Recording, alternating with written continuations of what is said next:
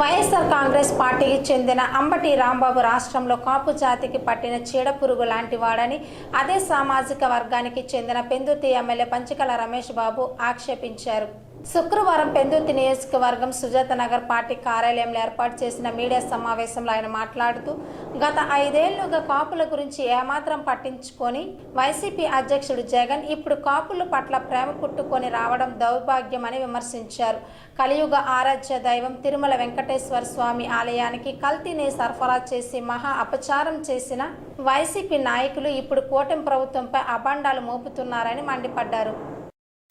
BJP అధ్యక్షులు మాధవ్ గారు కొంతమంది మంత్రులు ప్రెస్ మీట్ పెట్టి సుదీర్ఘంగా మాట్లాడటం మనంతా విన్నాం.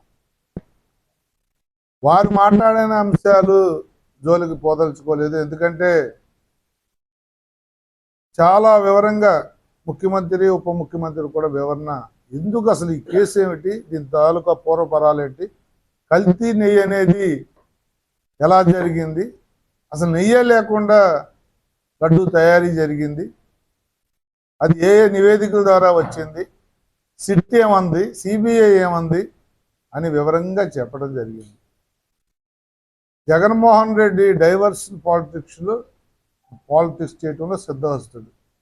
ఒక ఇష్యూ బయటపడుతుంది, ఆయన కానీ వాళ్ళ మనుషులు కానీ ఫిక్స్ అయిపోతూ ఉన్నారు, జైలుకి వెళ్ళే సందర్భం వస్తూ ఉంది అనగానే వేరే ఒక ఇష్యూని తీసుకొచ్చి ఆ ఇష్యూ ద్వారా అరాచకాలు చేసి రాష్ట్రంలో అరాచకం సృష్టించి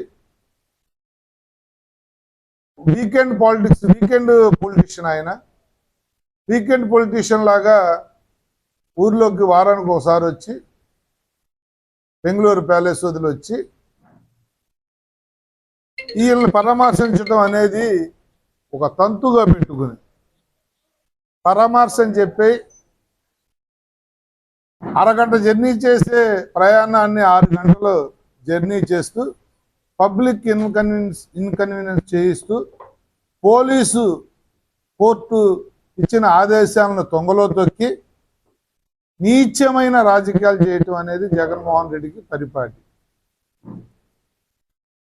అయితే ఇక్కడ మా బాధల్లో ఏంటంటే, ఒక తప్పు చేసి ఎవరో నోటితో ఉచ్చరించటానికి కూడా, ఆ పదాలు పలకటానికి కూడా ఒప్పుకొని తిట్లు నువ్వు ముఖ్యమంత్రిని అంబటి రాంబాబు తిడితే, ఒక స్వతంత్ర సమరయోధుడిని పొగిడినట్టు ఇంటికి వెళ్ళి, ముందు మీడియాతో పొగిడావు, ఇంటికి వెళ్ళి కూడా ప్రెస్ మీట్ పెట్టి నీచాతి నీచంగా అంబటి రాంబాబు అనే వ్యక్తి అసలు తప్పే చేయలేదు, అంబటి రాంబాబు మాట్లాడిన దాంట్లో తప్పే ఉందని నువ్వు అన్నావు అంటే ఈ వ్యవస్థలో అసలు నువ్వు ఉండదగ్గ వ్యక్తివా అని చెప్పి నేను అడుగుతున్నాను.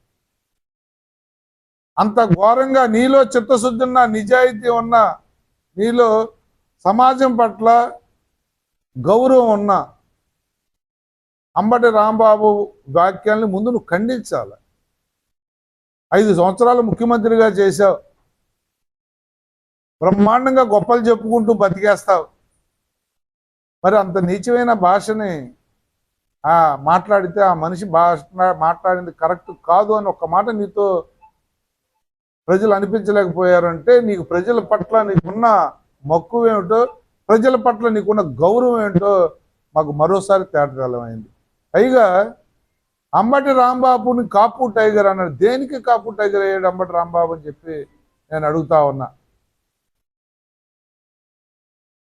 అసలు ఏ విషయంలో కాపులకి అంబటి రాంబాబు ఏం చేశాడని కాపు టైగర్ అయ్యాడు? బూతులు తిట్టినందుకు టైగర్ అయ్యాడా?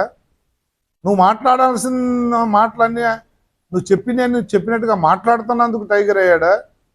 కాపులు ఇలా మాట్లాడతారా అని చెప్పి మిగతా వాళ్ళు అనుకుని కాపులు పొరుగు తీసినందుకు కాపు టైగర్ అయ్యాడా? ఆయన నియోజకవర్గంలో ఒక కాంపన్సేషన్ వచ్చిన, మైనర్ బాలుడి విషయంలో కాంపన్సేషన్ వస్తే దాంట్లో వాటా తీసుకున్నందుకు టైగర్ అయ్యాడా? లేకపోతే అసలు కాపులను ఆయన ఉద్ధరించింది దేనికి, ఏంటి చేశాడో ఒక 2 మాటలు నువ్వు ఒకసారి చెప్పాలి జగన్మోహన్ రెడ్డి గారు అని చెప్పి అడుగుతా ఉన్నా.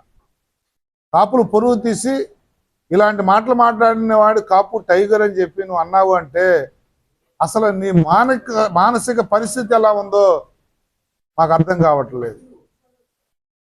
అదే కాకుండా చాలా నీ పేపర్లో కానీ, నీ టీవీలో కానీ, నీ సోషల్ మీడియాలో కానీ, నీ మనుషులు పెట్టే గ్రూపుల్లో కానీ కాపులకు ఏదో అన్యాయం జరిగిపోయింది అంబటి రాంబాబుని అరెస్ట్ చేయటం వల్ల అని మీ వాళ్ళు మాట్లాడుతూ ఉన్నారంటే అసలు నీ నీచమైన రాజకీయానికి ఇది పరాకాష్ట కాదా అని చెప్పి అడుగుతా ఉన్నాను. తప్పు చేసిన వాడిని కోర్టు ద్వారా శిక్షిస్తే, కోర్టు పనిష్మెంట్ ఇచ్చి రిమాండ్ పంపిస్తే, పోలీసు డ్యూటీ చేస్తే,